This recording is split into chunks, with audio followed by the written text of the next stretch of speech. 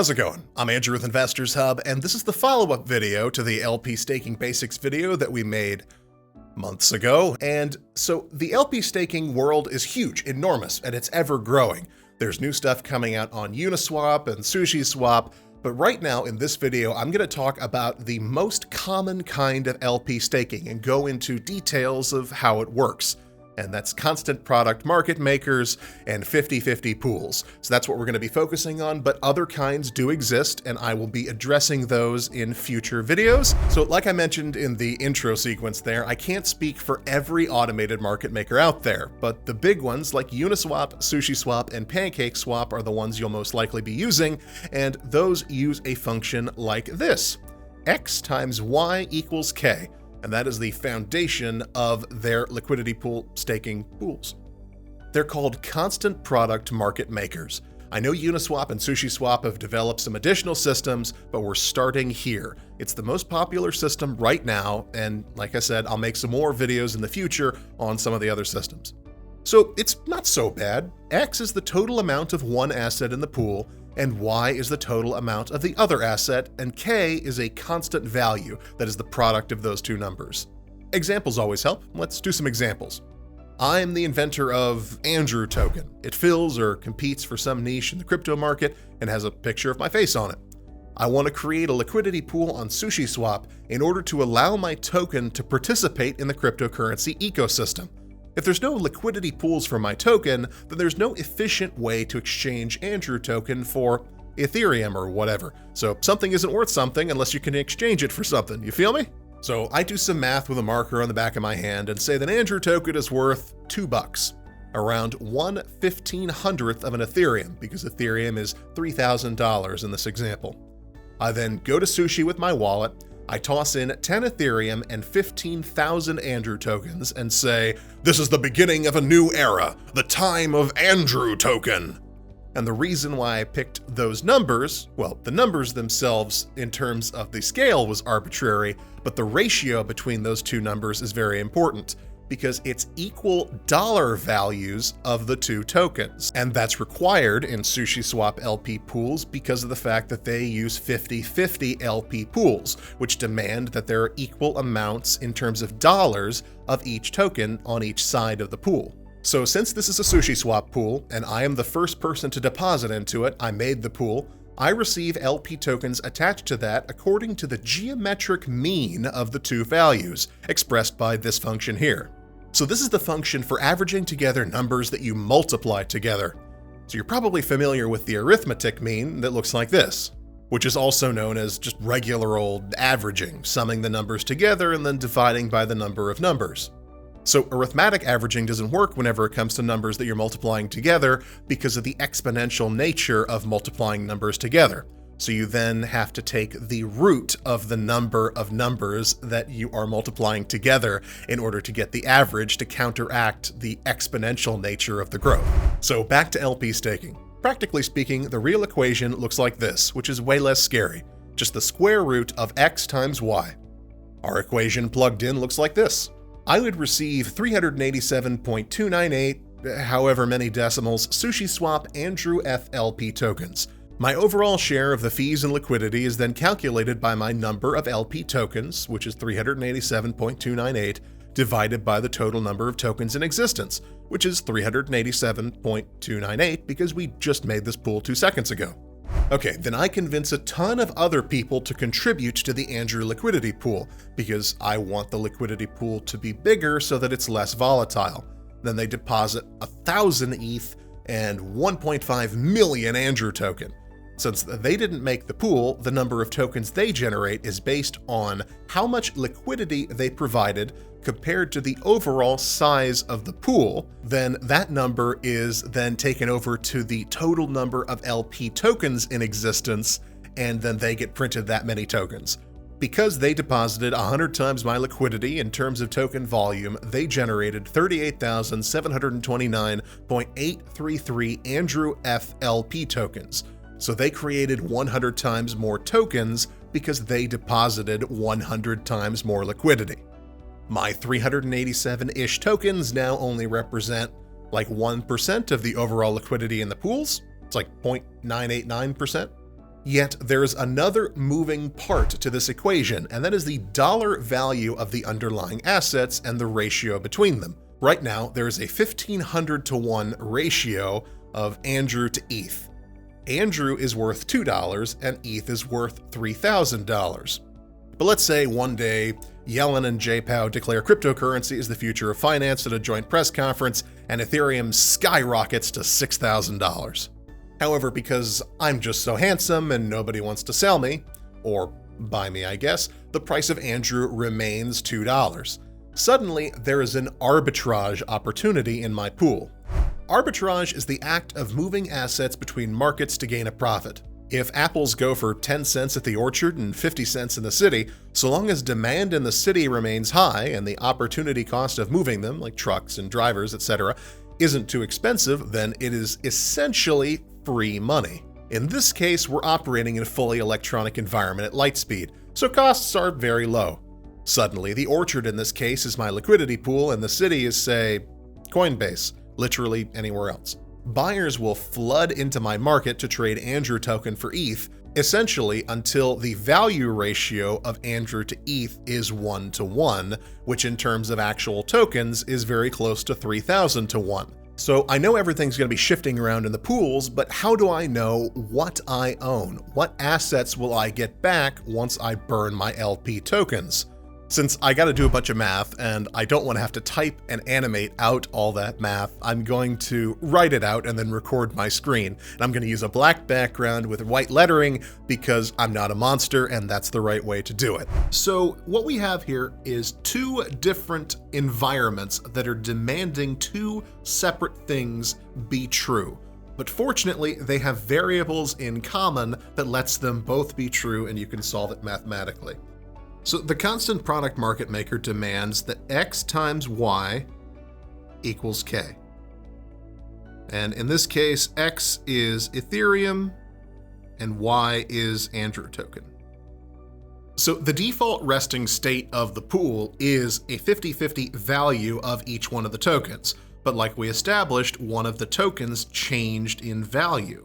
So the market is going to arbitrage in the pool until the dollar value of the assets in the pool are equivalent. So we have a function that looks like this, which is X dollar value of ETH times ETH, the amount of ETH in the pool, has to equal the dollar value of Andrew times Andrew. Oh, running out of space. Okay, so these two things both have to be true. So we have all of the data that we need, it's just a matter of working it out mathematically. So before the Ethereum swing, the pool looked like this. So there was 10,010 Ethereum in the pool, and there was 1.515 million Andrew token in the pool. And that equals a K value of 1,530,150,000. I probably should have picked smaller numbers for my example, because this is going to get to be a pain in the butt. So this K value is going to remain the same. We're not dealing with anyone depositing new liquidity into the pool. We're dealing with people that are exchanging liquidity. So we've established that K is that number there. So now we need to establish a mathematical relationship with the dollar values between the two tokens in the pool. So what we could do is we could take the new value of ETH. So we have $6,000 times the total amount of ETH, which is the question, equals the dollar value of Andrew token, which remains $2, and then Y Andrew. My mathematical discipline is not very good. So that's X ETH. So yes, now we've established a relationship between the two tokens. So then we just isolate whatever variable we want to isolate. I suppose I'll isolate Y Andrew, doesn't really matter. So then we can just plug this number in to our constant product equation to make sure that we have the right amount of each token in our numbers here. So since Y Andrew equals 3,000 X ETH, what we have is X ETH times X ETH times 3,000 equals our K value, which is the 1, 5, 30, 15, 0, 0. Good Lord, that's a big number. And it's only going to get worse. So actually, no, this version of solving it allows you to divide, so I'll have to write less. Good job, me. So let's simplify this and get that done.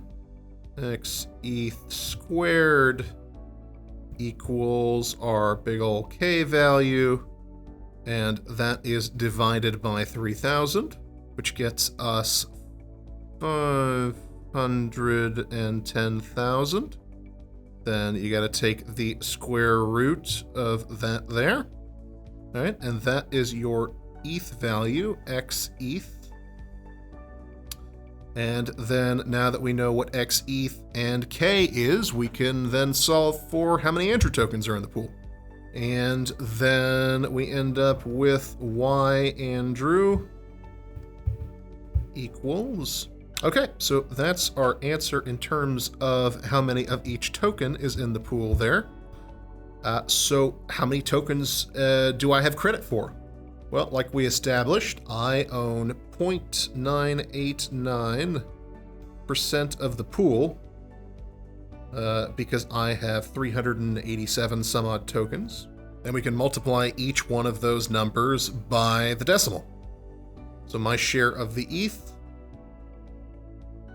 is 7.0629, and my share of Andrew token, 21,190. So should I choose to burn my LP token stake, this would be the amount of each one of these tokens that I would receive, roughly. I rounded a couple of decimals in a few places, so the numbers are not going to be perfect. However, because the price of one of the assets changed, I suffered what is known as an impermanent loss. It's impermanent because you don't realize the loss in the financial sense until after you withdraw the liquidity from the pool. You ain't lost any money till you sell, is what I keep telling myself. The total value of my assets is around $84,758.62. Had I just held my initial deposit of 10 ETH and 15,000 Andrew, I would be looking at $90,000. So despite gaining money overall, I gained $5,242 less than what I would have made from my initial $60,000 deposit. So it's just under a 6% loss compared to holding, or a 17% decrease in profit, depending on how you want to look at it. So here's a handy chart of your expected impermanent loss as compared to holding, given one asset going up or down and the other staying the same. You'll see the same bonus losses in either direction, so an asset going down in price hurts extra bad. So pool fees mitigate or eliminate impermanent losses, and is one of the things that LP stakers are after. 0.3% is a common amount, but there's lots of different kinds of pool fees and different fee structures. When someone makes a transaction in the pool, say wants to exchange Andrew for ETH, they have to spend an extra 0.3% of Andrew to make that exchange, and vice versa. Whatever the pool fee amount is, it gets deposited into the LP pool and increases the overall pool size, and by extension, the value of all the already existing LP tokens. If somebody wants to add liquidity to the pool, the number of tokens they earn from their liquidity deposit takes into account uncollected fees in the pool. So you can't just swoop into a pool that hypothetically has a huge amount of uncollected fees and then steal it. Is that you're basically paying for those uncollected fees. Your cost basis is higher, and you end up getting your proper amount of tokens.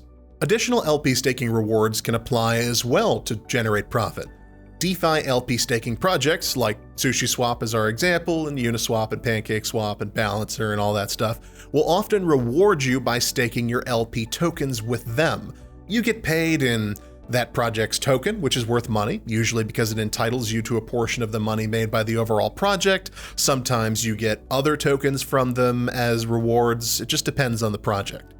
Sometimes the owners of a new DeFi token will give extra tokens to people who take the plunge and risk their crypto by providing essential liquidity. In our hypothetical example of a flash boom in the price of Ethereum, we could have generated any amount of pool fees depending on how many transactions back and forth it took to get there, plus any additional rewards we might have gotten from staking our LP tokens with the LP staking project, or maybe I had some extra incentive if you staked your LP tokens with me in my Andrew token project. And you can see that there's so many variables in place to how much money you actually earned from LP staking that there's not really an easy answer to, is this going to be profitable or not? So I can say that the ideal circumstance for you as a liquidity provider is that both of your assets go up in value at the same time, neck and neck with one another, also generating a lot of transactions on the way up. Plus, you then stake your LP tokens for a lucrative reward somewhere else with some other project. LP staking is a bullish position on two different assets, or on one asset with a super stable asset like USDC or Tether on the other side, and then enough incentives to mitigate any impermanent losses. So I'll make another video talking about Uniswap's V3 system that's churning away now. They've got NFTs that are replacing LP tokens and the ability to only provide liquidity along certain price ranges. Sushiswap has their Trident system that's coming out. It's giving more options for LP staking styles. So stay tuned. The next episode shouldn't take nearly as long for me to get to. So yeah, if you like the video, please be sure to like, comment, and subscribe. You can follow us on Twitter at ihub_vision, and I'll see you again soon.